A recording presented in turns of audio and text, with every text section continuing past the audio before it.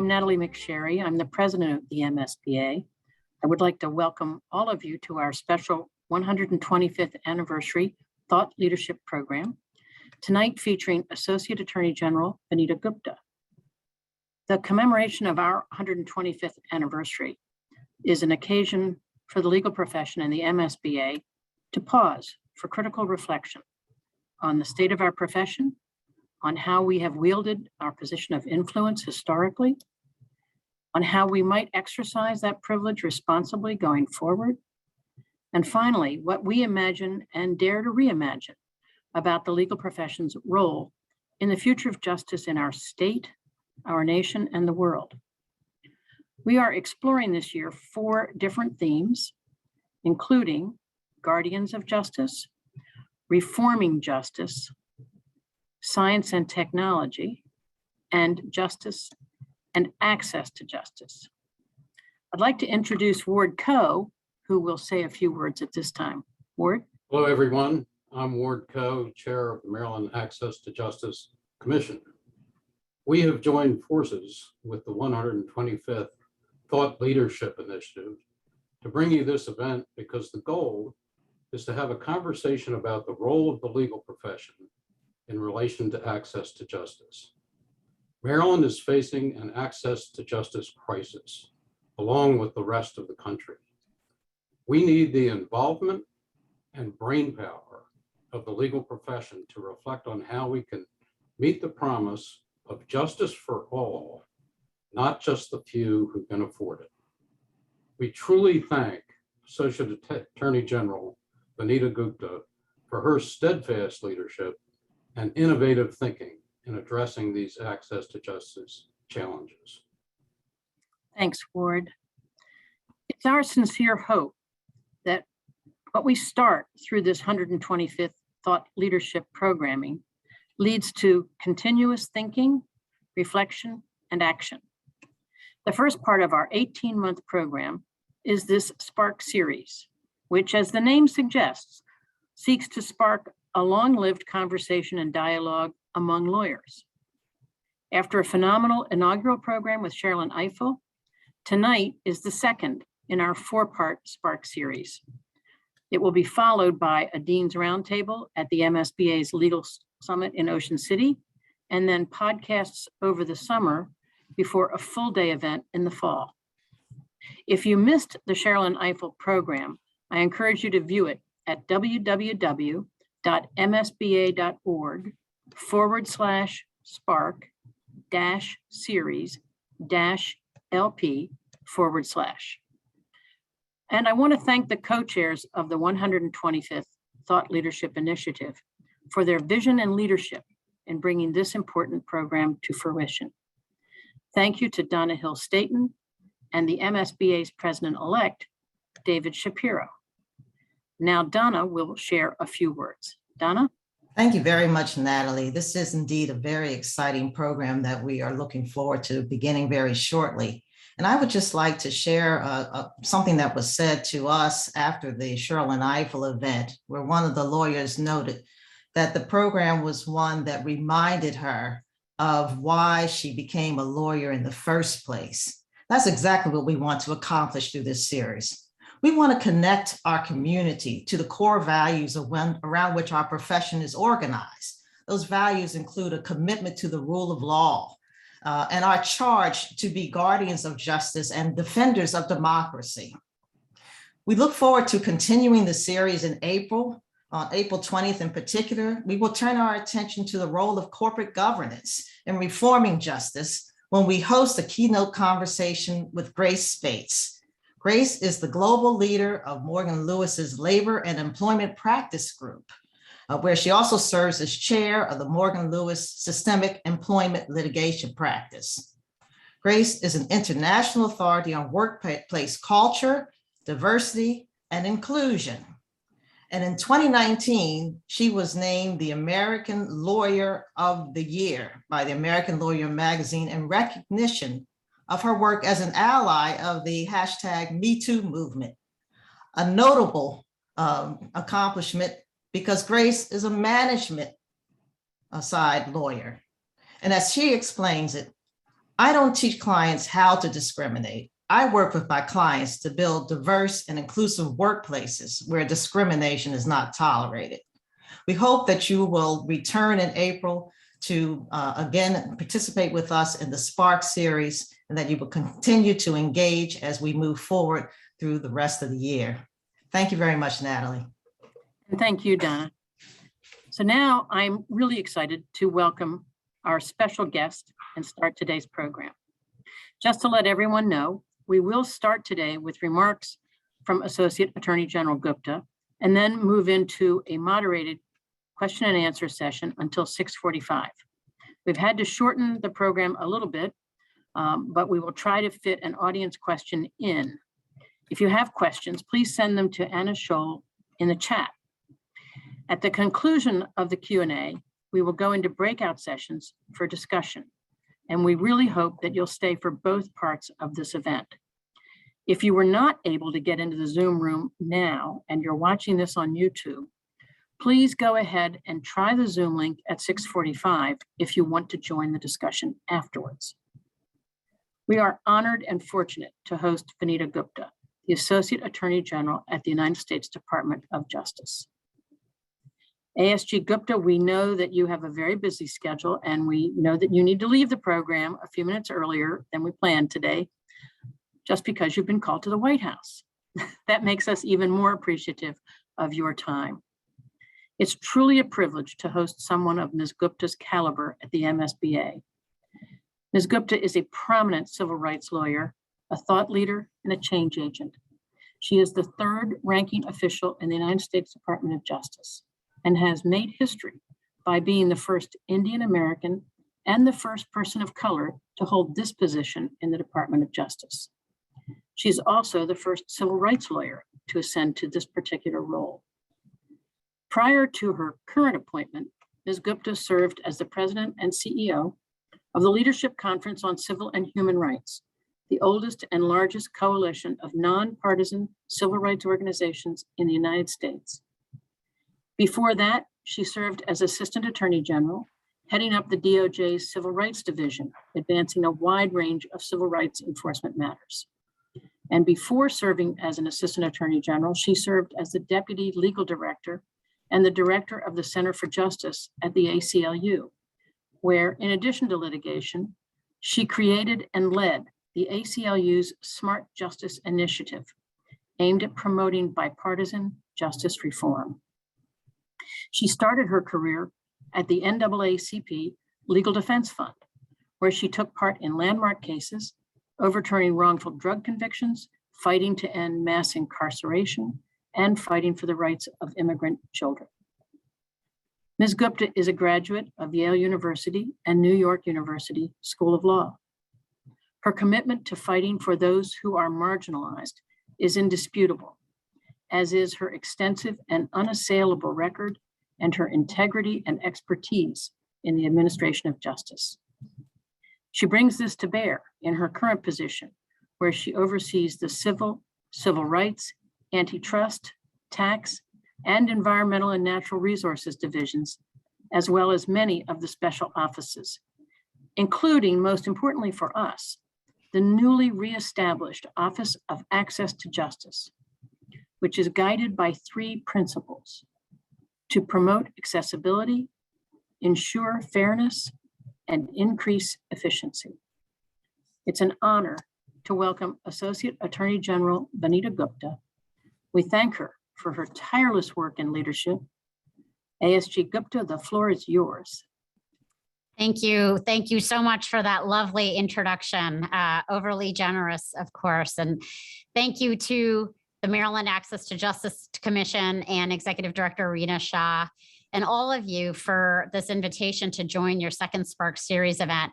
Cheryl Eiffel is a dear friend of mine and a hero whose last day at the Legal Defense Fund was just yesterday. And so it's an honor to be following her as well. I want to thank the Commission, Attorney General Frosch, and the Maryland State Bar for leading the charge on access to justice.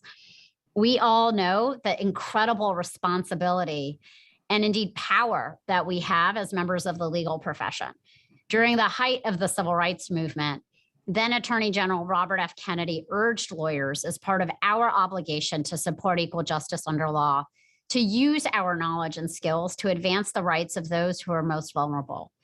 He said, "It is time we use those traditional skills, our precision, our understanding of technicalities, our adversary skills, our negotiating skills, our understanding of procedural maneuvers on behalf of the poor. Only when we have done all these things, when we've created, in fact, a system of equal justice for all, a system which recognizes, in fact, the dignity of all people, will our profession have lived up to its responsibilities." It's remarkable to see how you are living up to those responsibilities in Maryland as the second state in the country to provide statewide access to counsel in eviction proceedings.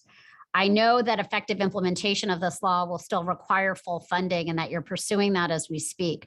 But your efforts already provide an example to the nation, showing us what's possible with commitment, with creativity, with partnership, and with action.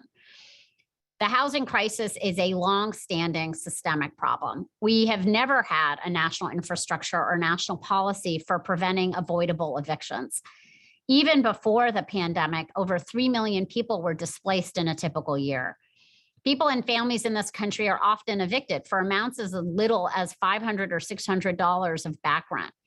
The CDC's eviction moratoria and other state and local moratoria across the country helped prevent an unmitigated crisis during the pandemic, but those were temporary fixes. And while the pandemic exacerbated the housing crisis, it also served as a catalyst for reform, including in Maryland, and thanks to those in this room, virtual room, of course.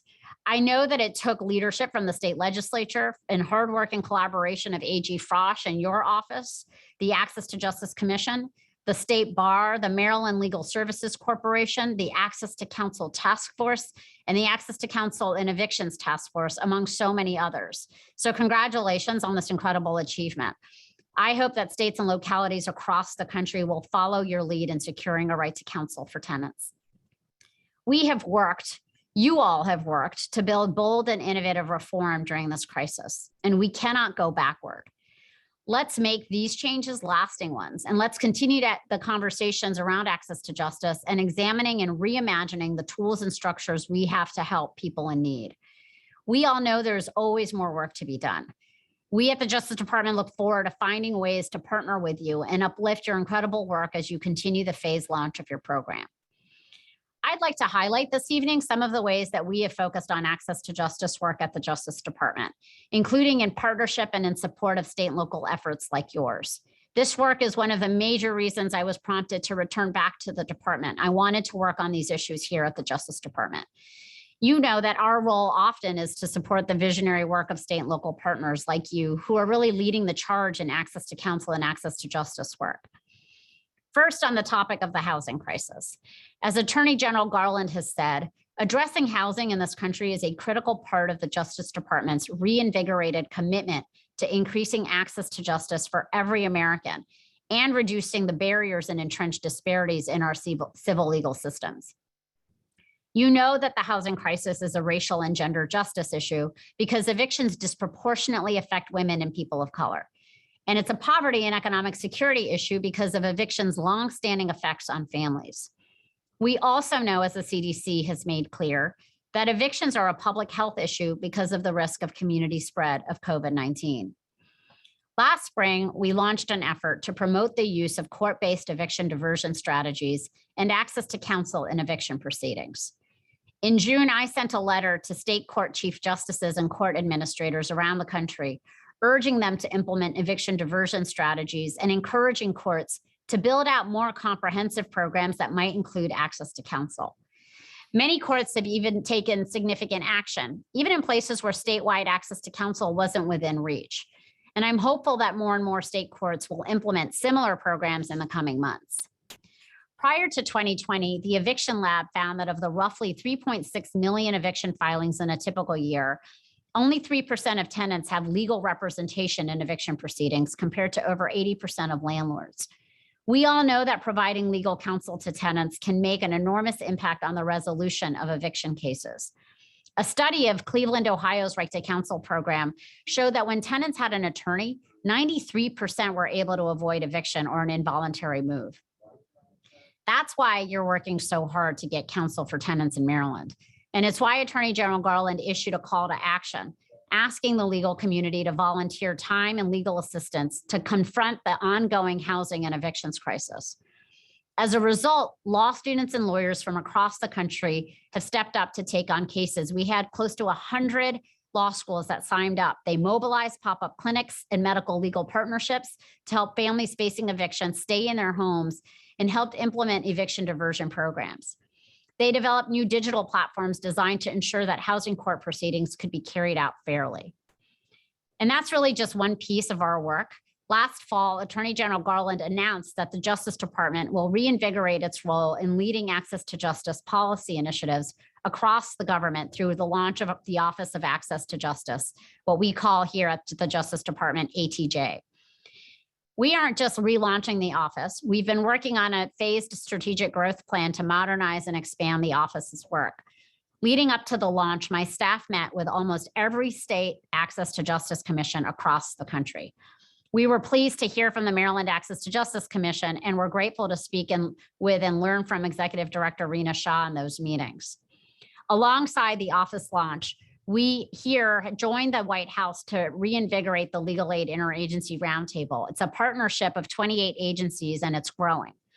In October of last year, the Roundtable released the 2021 Legal Aid Interagency Roundtable report, which explored the impact of the pandemic on access to programs, initiatives, and services across the federal government. The Roundtable also held its first member convening in December and discussed expanded interagency collaboration, including through process simplification, innovation, and language access. There's much more that the Justice Department can do to pursue access to justice. Our ATJ team is already hard at work. We're working to bolster and expand the federal pro bono program by moving it into the Office of Access to Justice, and we're continuing to work to expand its resources, personnel, and impact. Just so you're aware, the federal pro bono program, led by the Justice Department, links federal government attorneys from over 50 participating federal agencies with legal services organizations to conduct pro bono work.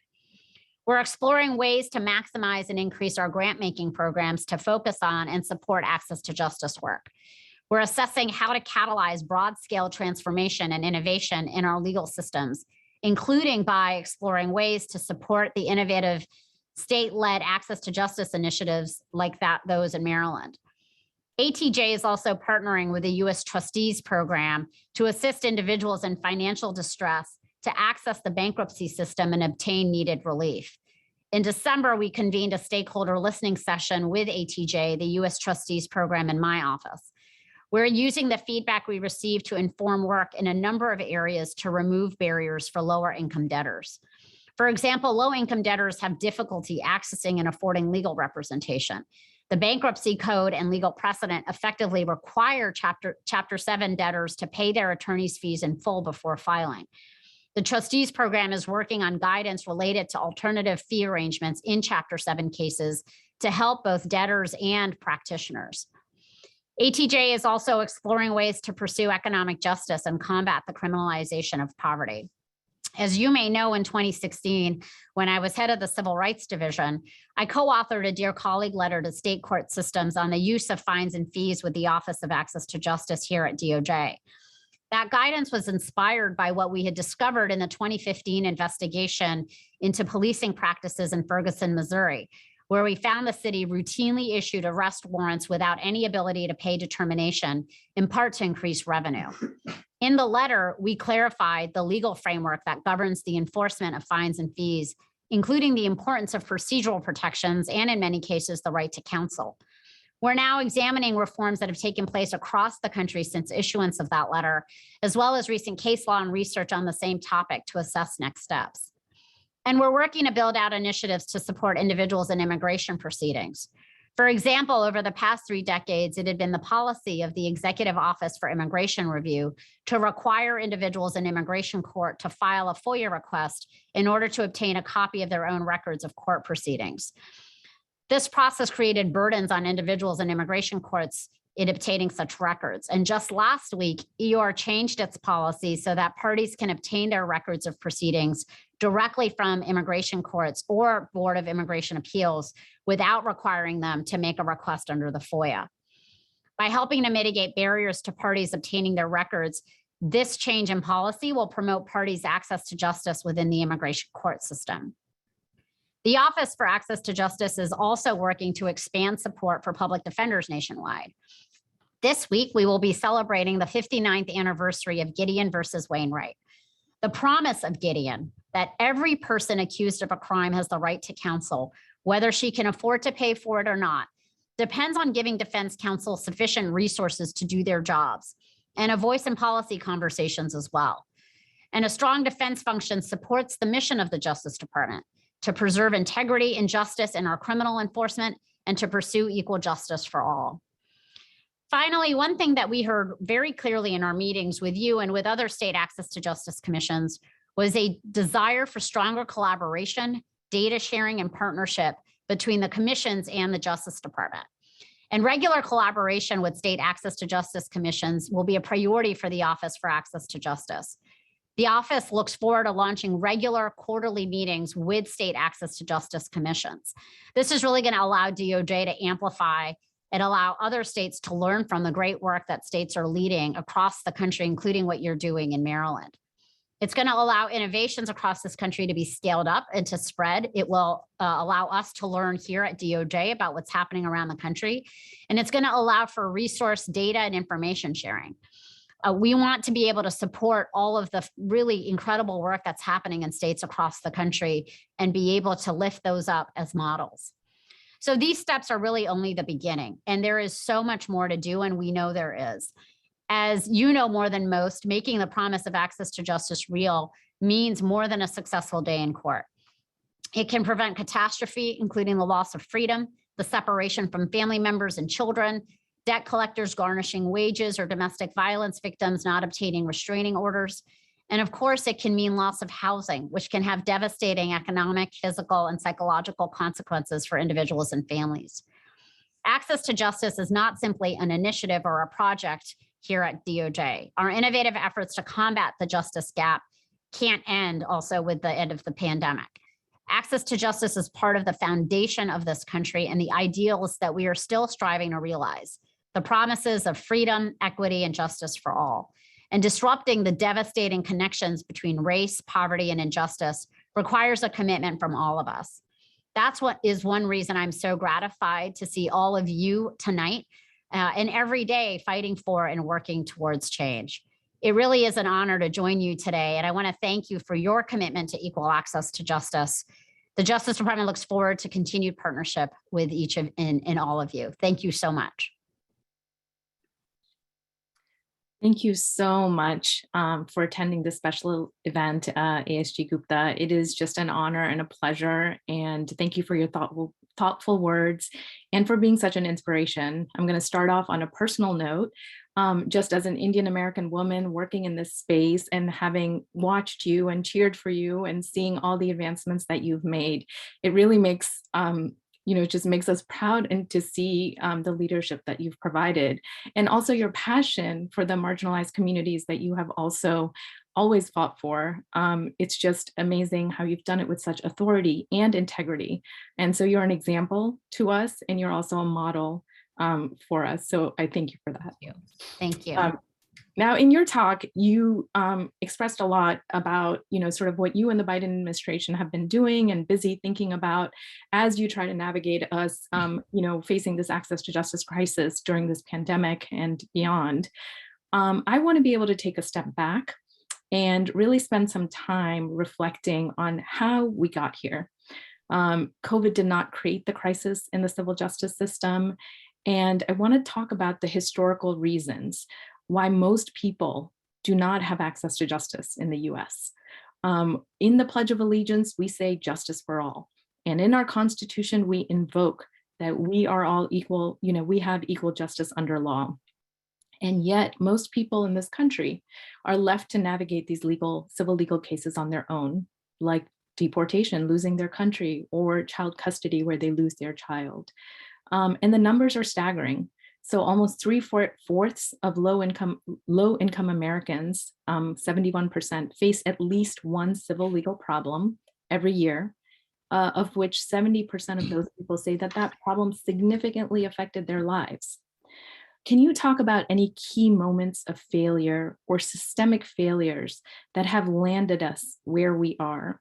What was ignored in the creation of our civil justice system that has led us to this point?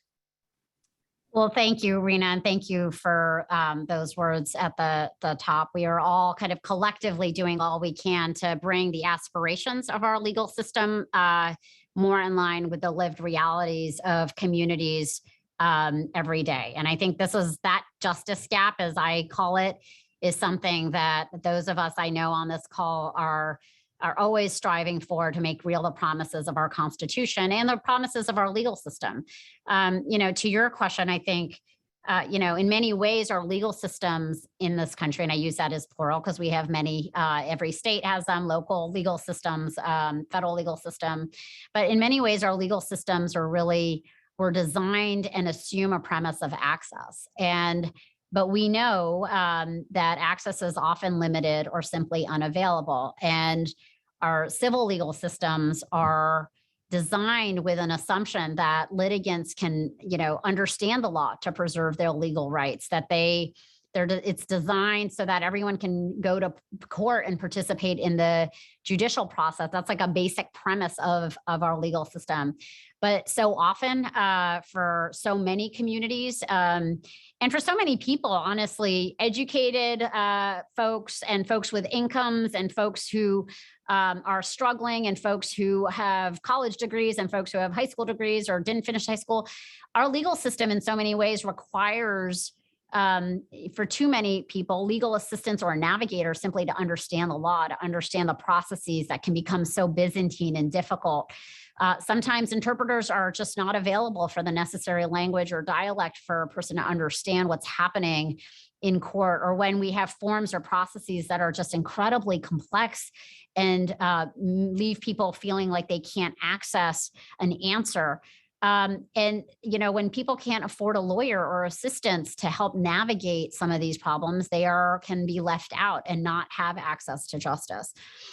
And so, I think when the promise of justice or the preservation of our rights under the law through our legal systems require a filing fee, or when a courtroom is in a remote or distant location and somebody can't access transportation to get to the court, these are all of the myriad ways in which barriers can be erected for people in order to access justice.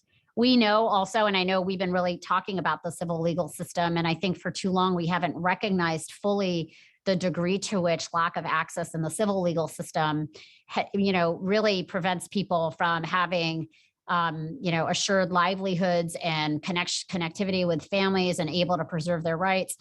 And we also know that even as we celebrate the anniversary of Gideon versus Wainwright, looking to the criminal justice system, that decision had such an incredibly important and significant kind of impact on the right to counsel for those accused of crimes.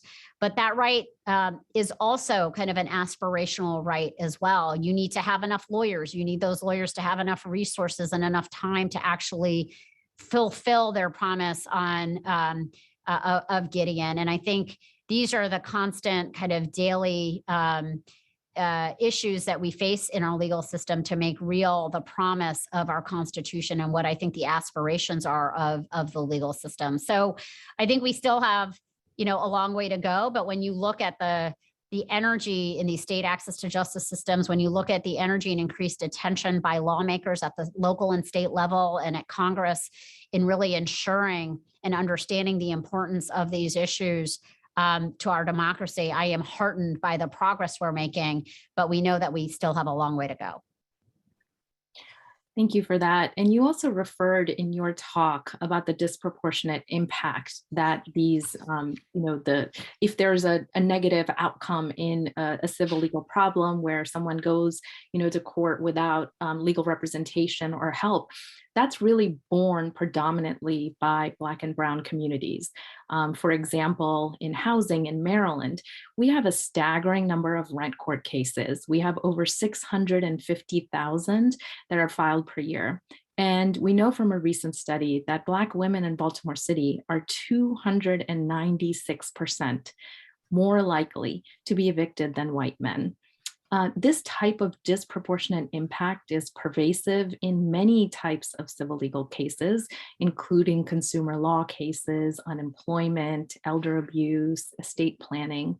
So one of the things that we want to be exploring through this thought leadership and through thinking about, different ways that we can be part of the solution is, we want to explore civil legal aid organizations. They play this out on a case-by-case basis, but we want to go back and peel back and think about what are the broader policies that were put into place, that attorneys had to take part in, that government attorneys were a part of, that are still leading to these disproportionate outcomes and miscarriages of justice.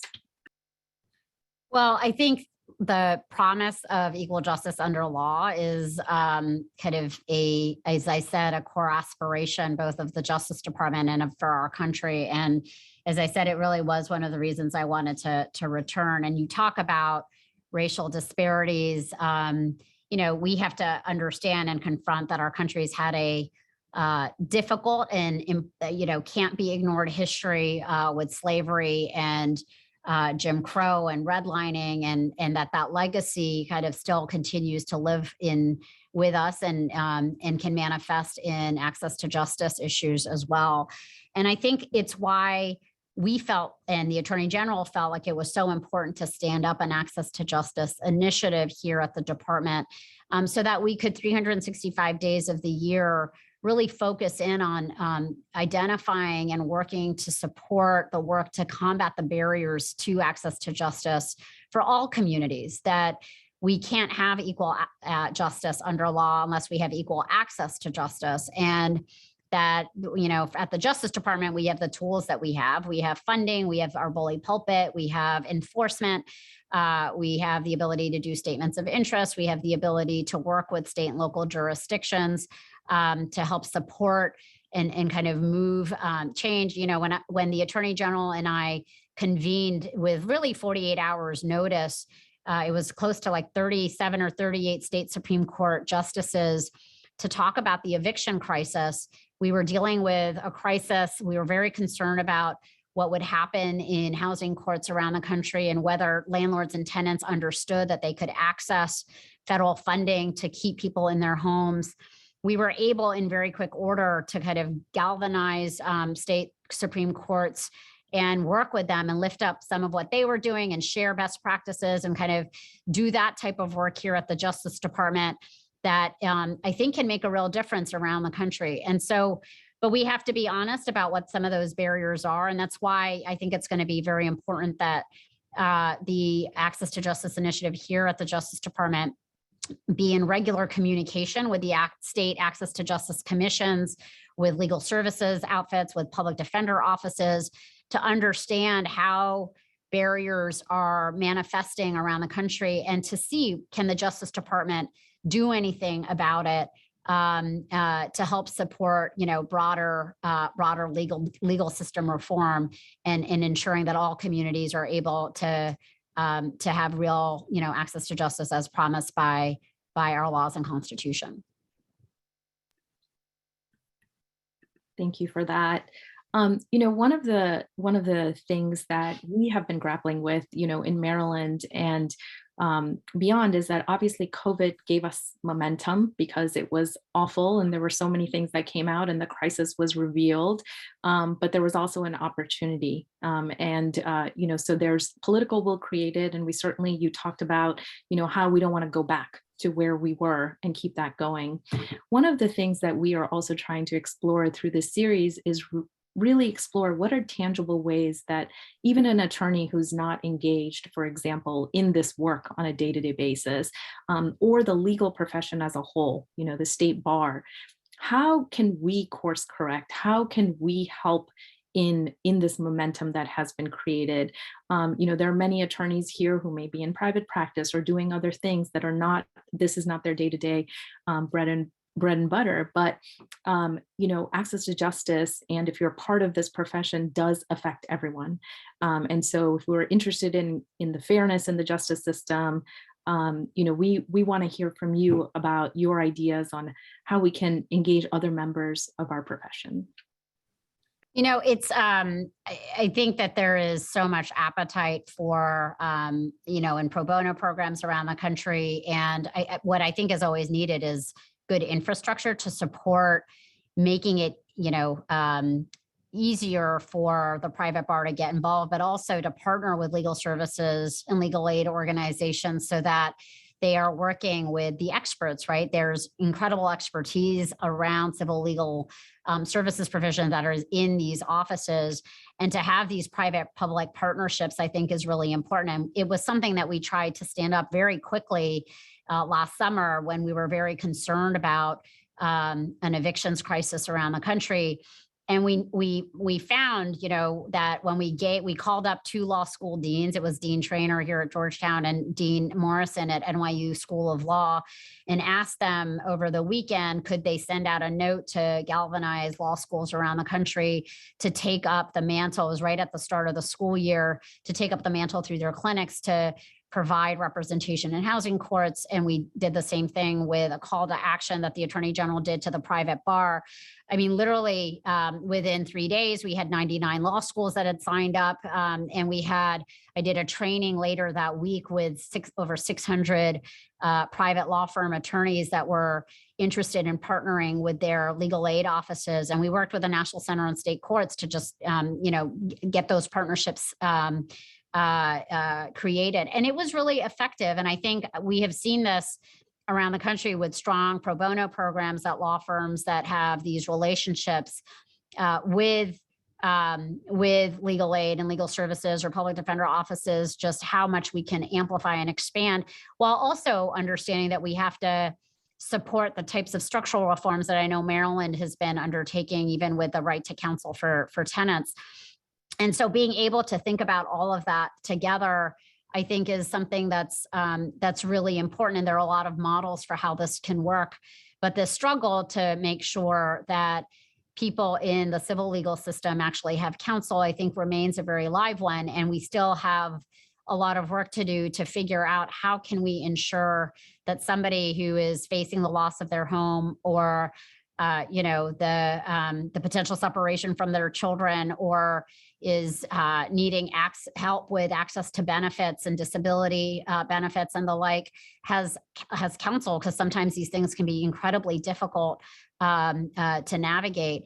These are some of the challenges that we have, but I am a big proponent of getting really creative about how we can solve these problems through public-private partnerships, even as we might be working to have some law change and systems change as well.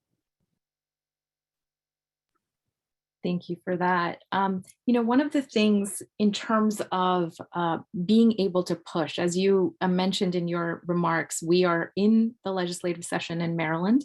We are actively promoting, pushing for funding of the Access to Counsel law. One of the things that I was interested to hear your thoughts on was, there's access to counsel, and then there's also right to counsel. And a lot of this movement, it has been propelled by this understanding that housing is a human right. And I know you come from that civil rights background, but understanding sort of the human rights component of thinking about housing not as a commodity, but as something that affords people dignity, that is basic shelter. So how has us not being able to think about it that way kind of landed us in the system that we are? Is there any loss to us pursuing an access to counsel versus a right to counsel? Does that sort of weaken the human rights context in which people are really saying that they want to have access to a right to counsel?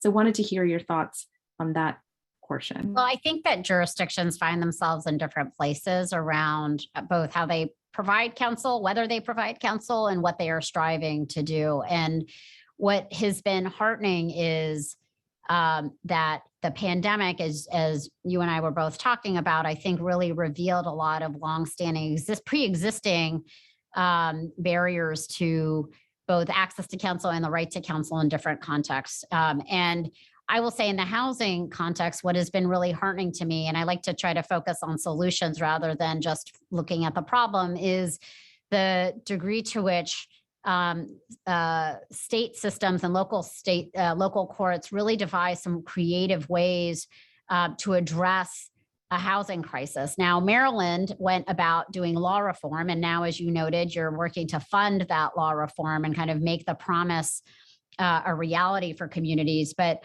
when you had a system where over 3 million people were really displaced in a typical year before the pandemic, some of the structures that have been put in place during the pandemic are ones that I hope will obviously outlast the pandemic. We had, a lot of courts have taken pretty significant action, even when statewide access to counsel was not within reach for them. And I just want to highlight, the letter that I had sent out in June highlighted some of the actions that courts in Pennsylvania, Michigan, and Texas had already taken. And the hope of highlighting that what those states had done was really with the goal of hoping to inspire other states to follow suit. But I'm really gratified that even since last summer, many states have begun to implement diversion programs. They've begun to implement access to counsel programs in housing court. We've got, in Baltimore City, there's a rent court program that's aimed at avoiding evictions altogether. In November, the Indiana Supreme Court announced the creation of a new program that requires local housing courts to inform landlords and tenants about the availability of rental assistance and mediation. The New Mexico Supreme Court recently announced that it's piloting using court-based facilitators to encourage early resolution of housing problems. In New Hampshire, a new court-based program was proactively encouraging tenants and landlords to meet before they reach the courthouse to resolve disputes ahead of time. And where that doesn't work, that mediators are available at the courthouse to encourage resolution and allow families to stay in their homes. Now, that may not be pushing for all of the law reform change. But as I said, I think that different jurisdictions are in different places on this, and we need to both keep our eye on the immediate needs of our communities while pushing for some of the broader structural and funding changes to help support access to counsel, and in some places, the right to counsel, where people have been able to move towards that. So I am a firm believer that we need to do all that we can, even as we might have a North Star goal around, counsel in civil legal systems, and still also fulfill the promise of Gideon in the criminal legal system. And so I think we have work to do, but we should also be heartened by some of the really creative strategies that courts are employing in real time to help, for instance, keep families in their homes, keep families together and the like. And so I kind of take my points of progress where I can take them. And the goal, I think, for the Justice Department is to be able to identify where progress is happening, how it looks different in different places, how we can lift that up and perhaps scale it up to help support the kind of legal system change that we want to see. That is excellent and very motivating. What you spoke about, the continuous back and forth and connection that we will have with the Department of Justice. And as the head of the Access to Justice Commission in Maryland, very much look forward to that. And, sharing best practices and strategies and emulating what other states are doing and always bringing those best practices to Maryland. We are so appreciative of your remarks and your questions. We have one question from the audience. We have 2 minutes left. We're mindful that you have to leave at 6:45. And the question from the audience is this. Are we seeing a significant risk of losing the progress we have made during the pandemic and of backsliding to the same old way of doing business after the pandemic?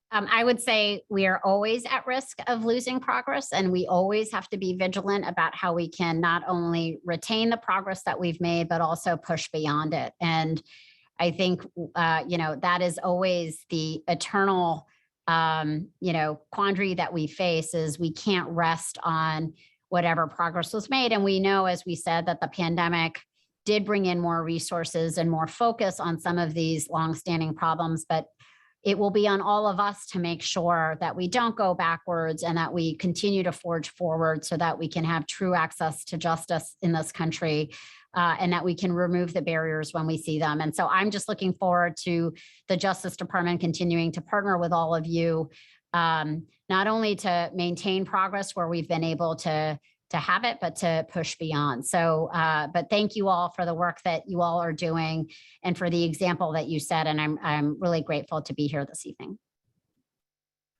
Thank you so much for joining us, making time out of your busy schedule and accommodating us. We are very grateful, and it's a great boon to our membership to hear from you. So thank you so much, ASG Gupta. Thank you.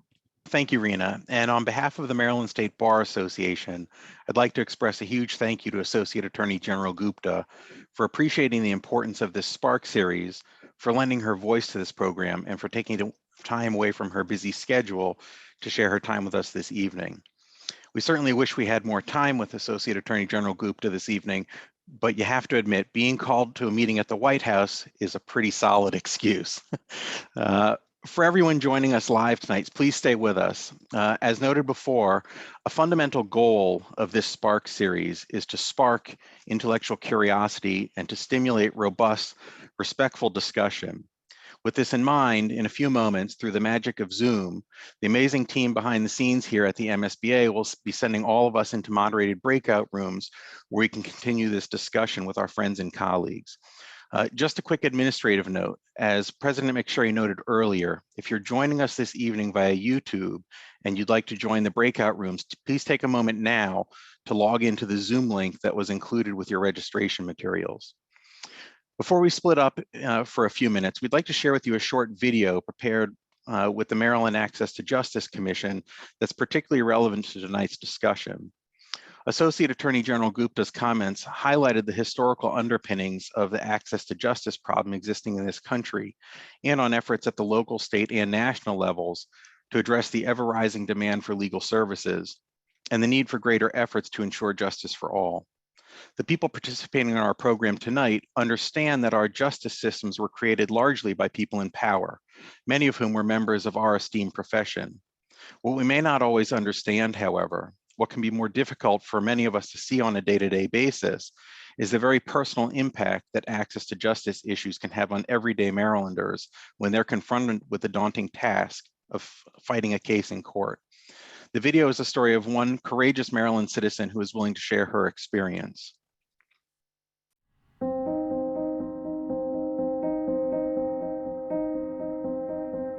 I lived in this apartment 2006, and everything was working out fine as far as the rent being paid and, you know, handling the bills, you know, and then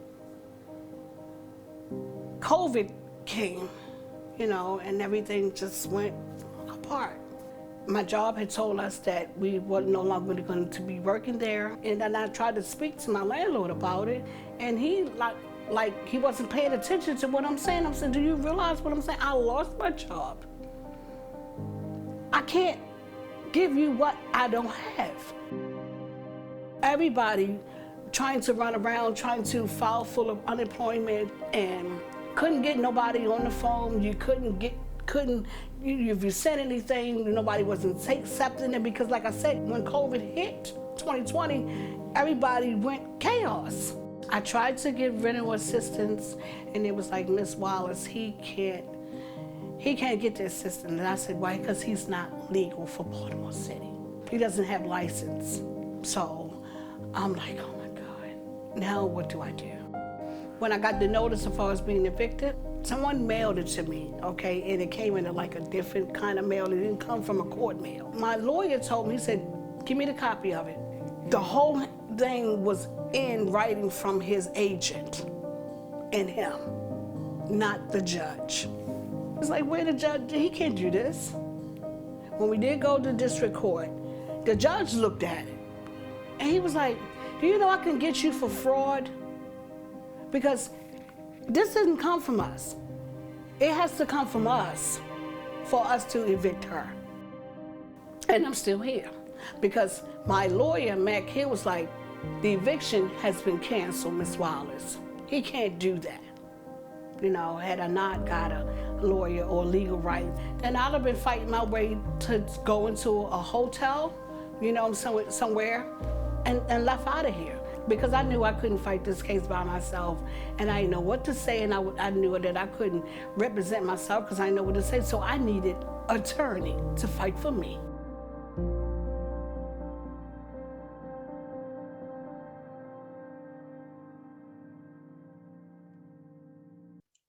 So very powerful. And I'd like to thank Ms. Wallace for her courage in sharing that with us. This puts a real face on what access to justice is about, something that we may not all see every day. With that, I hope you'll find your breakout group to be a rewarding and engaging experience, and I will look forward to seeing you all back here in 25 minutes. And welcome back, everybody, from your breakout sessions.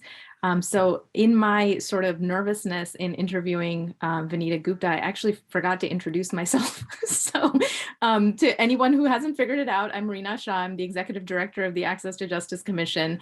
And in our breakout groups, we were talking about, are there specific things that people can do now to sort of assist and to help, be part of the change. And I was highlighting that, as Ms. Gupta presented, we are active in the legislature right now to get funding to fund access to counsel and evictions. And so if you receive an action alert from the MSBA, if you receive something from the Access to Justice Commission, that is one very powerful way that you can actually help disrupt a system that has been created for attorneys, by attorneys, and really help folks that are suffering on the ground. Because if there is funding, we have spent the past few months figuring out how to implement a program, and we are sort of ready to do that within our community. But the funding comes first. And so your advocacy and your voice would be super helpful in pushing that along.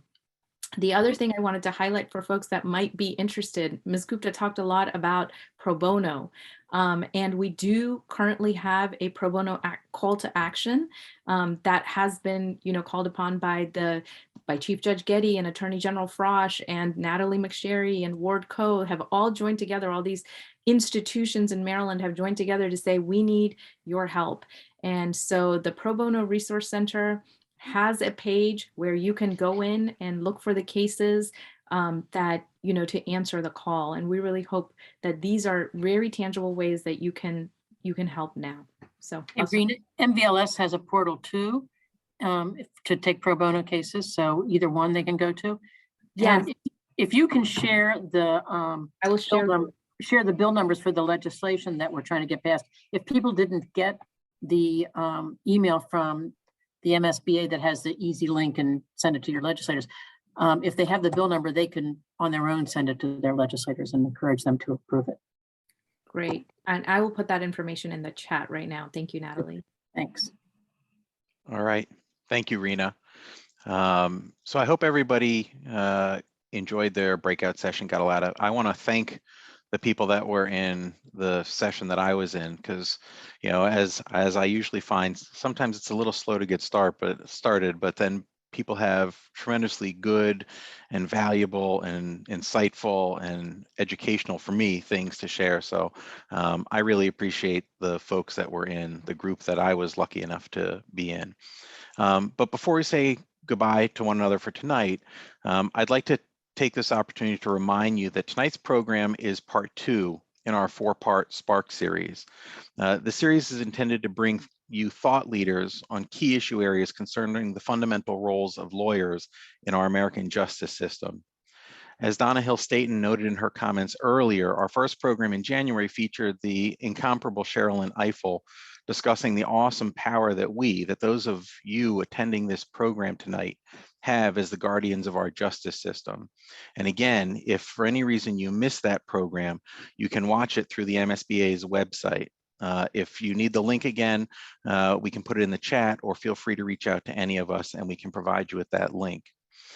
Our next program is the program with Grace Spates on April 20th. And as Ms. Hill-Staton noted, Ms. Spates' discussion will explore the role of corporate counsel and attorneys in guiding businesses in ESG and social justice matters, and the difference that such efforts can have on workplace culture and outcomes. After that, we've added a new program on Friday, June 3rd at the Legal Summit in Ocean City, where you can bring your lunch to sit in on a Dean's Roundtable discussion with deans from Maryland and Washington, D.C. area law schools who'll be discussing their thoughts about the future of the legal education, the evolution, if any, of their thoughts on how best to educate would-be lawyers about their duty and responsibility to be agents that will uphold the rule of law and promote justice, the scope and sufficiency of the Maryland Attorney's Rules of Professional Conduct, and I'm sure anything else that comes up. This should be an intimate discussion among the people charged with training the future of our legal profession, and I encourage you to join them. Then later this year, we'll bring you our final Spark Series program, which is focused again on the intersection of the law, science, and technology, and the impact that science and technology have had and will continue to have on individuals engaging with our justice systems. Stay tuned for additional details on this and other programs that we're working on to help engage all lawyers in Maryland to keep the conversation going. And finally, if you haven't seen the information already, I invite each of you to visit the MSBA's website to review the amazing schedule of events and registration information for this year's Legal Summit in Ocean City in June. This year's summit will be both in-person and virtual. And if you're ready for some in-person programming and some sun, I urge you to get excited about our new venue at the Ocean City Convention Center and a great collection of new hotels to pick from. This year, there are so many keynote speakers, CLE programs, and social opportunities and events that if you can't find something that interests you, well, you may be in the wrong profession. It is a terrific, terrific program. I know I'll be there, and I'd love to see you there too. Alas, on behalf of Donna Hill Staten and Rena Shaw, my partners in this Spark Series program, Maryland State Bar Association President Natalie McSherry and myself, I'd like to thank each of you for joining us this evening for the second program in this important Spark Series being brought to you through the MSBA. And finally, before we say goodnight, please join me again in thanking Rena Shaw and the exceptionally hardworking and dedicated staff behind the MSBA who helped make this type of programming possible for us and all lawyers in Maryland. And with that, I thank you and I wish you each a good night.